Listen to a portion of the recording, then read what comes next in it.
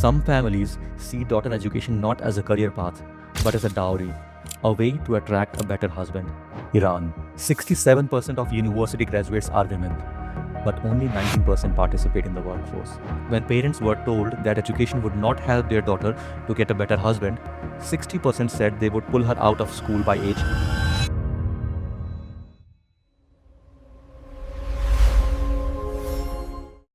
So far, we have traveled through South Africa, Latin America, East Asia, the wealthy West.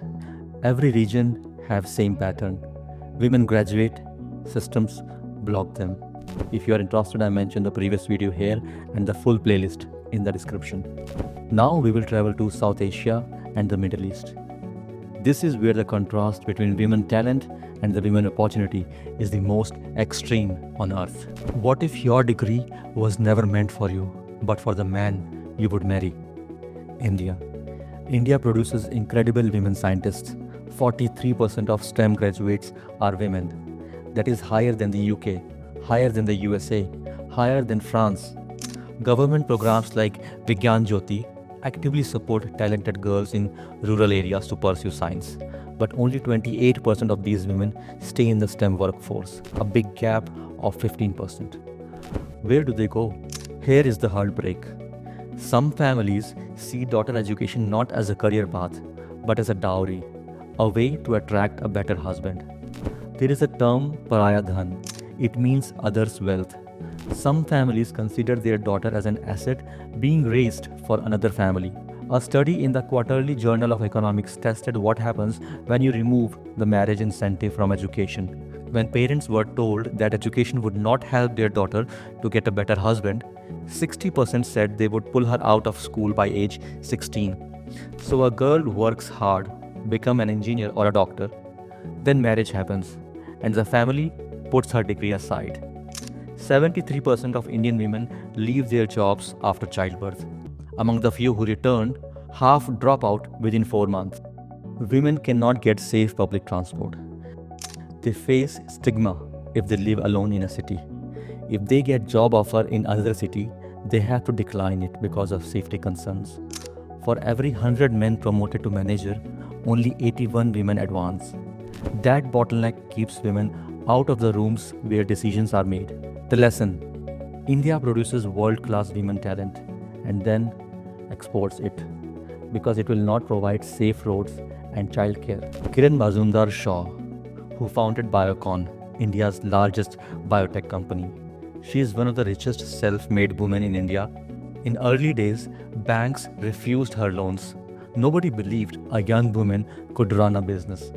Now, she encourages other women by saying that the glass ceiling disappears when you start demonstrating credible success.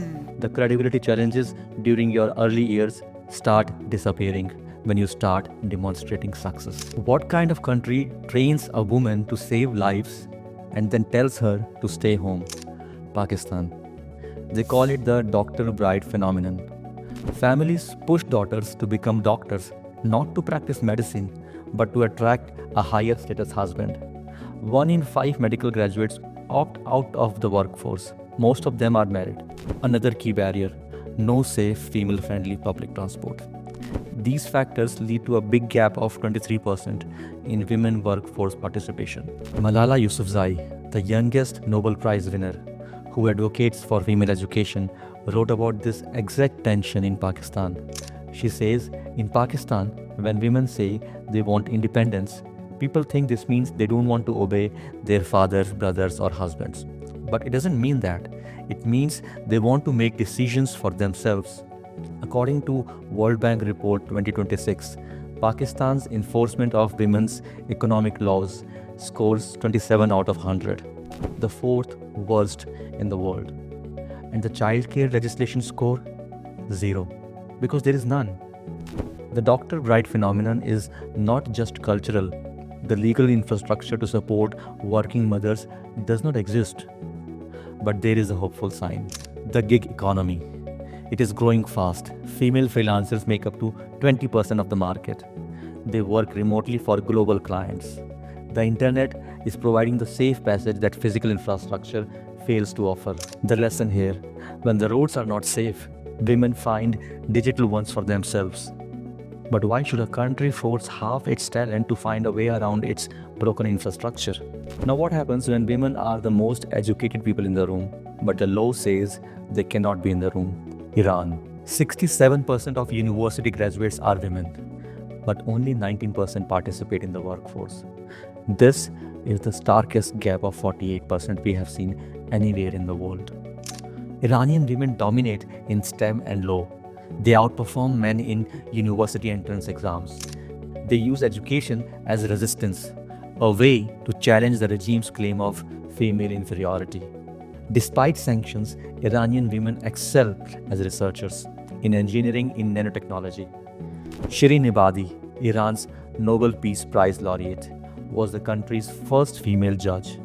Until 1979, revolution stripped her out of this position. She said, "These laws are not compatible with Iranian society.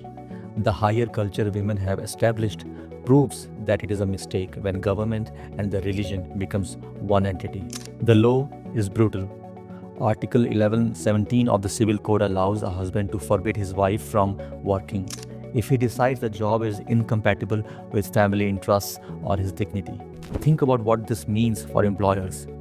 Why hire a female engineer who can be legally forced to quit overnight? Article 1108, the law of Tamkin, submission. If a wife refuses what are called her marital duties, the husband can cut her financial support. Companies openly advertise jobs with gender preferences, explicitly men only. There are no comprehensive laws against gender discrimination or sexual harassment. Unemployment among educated women is 3 times higher than among men. Iran's lesson: you can lock out the most educated population in your region, but it is an economic suicide. And the women know it. They keep studying anyway because education is the one thing no law can undo. Now, what happens when an entire society decides to change itself all at once? Saudi Arabia. Vision 2030 opened the floodgates. Car driving bans for women are lifted. Millions of women are entering the workforce. Women now outnumber men in universities. They view STEM as a path to financial independence. Here is a finding that will surprise you. Saudi Arabia has invested more in institutional systems to support women than India has. Its supportive frameworks score is 72 out of 100. India is 55. It scores a perfect 100 on equal pay laws, 100 on entrepreneurship, 100 on pensions. But still, it scores only 40 on marriage, 50 on mobility. Many restrictions remain. The economy was built on male expat labor, construction, retail. Now it is scrambling to absorb a surge of female talent in law and tech. In the tech sector, Saudi women already make up to 28% of the workforce, higher than in many European countries. The women workforce participation gap in Saudi Arabia is still 26%. It is high, but in the process of improving. Saudi Arabia's lesson: the gap here is not permanent. It is the transient pain of massive transformation. And the speed of change is accelerating. And then there is a place where they did not just block women, they are crushing their identity: Afghanistan. Since 2021, the Taliban has banned girls from secondary and university education. The future talent pool is zero.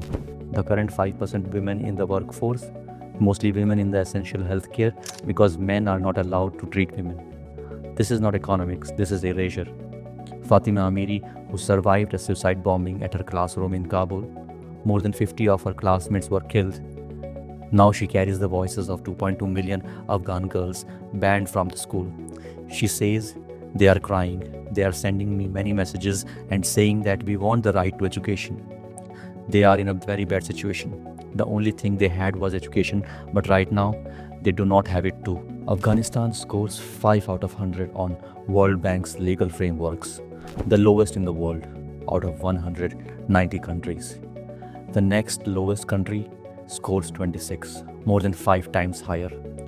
The only hope: a brave network of underground schools and online universities where internet access allows learning to continue. This is not economic activity. this is survival. Right now, the whole West Asia is consumed by war and proxy conflicts, from Gaza and Lebanon to Iran, the Gulf, and Afghanistan. Behind every headline are women and girls, quietly losing classrooms, careers, entire futures. The politics differ, the pattern is the same. When missiles fly, women's education is the first to be sacrificed and last to be restored. In the next and final video, we tackle the last line of defense of this old rural mindset, the biological excuses. Women are too emotional, mothers are not so productive. The neuroscience and the research are clear. These myths do not survive the facts. And then the conclusion, a conclusion that ties everything together. If you are still here, you chose to sit with uncomfortable truths instead of just looking away. I want to ask you something personal. Think about the women in your life, your mother, sister, wife, daughter, friend. Was there a moment when she had to give up something she was good at? It can be a degree, her career, or her dream. Not because she wanted to, but because of her cultural expectation. You don't have to name her, just tell me what she gave up. I will read every single comment. This was the fourth part of this video series. See you in the next one.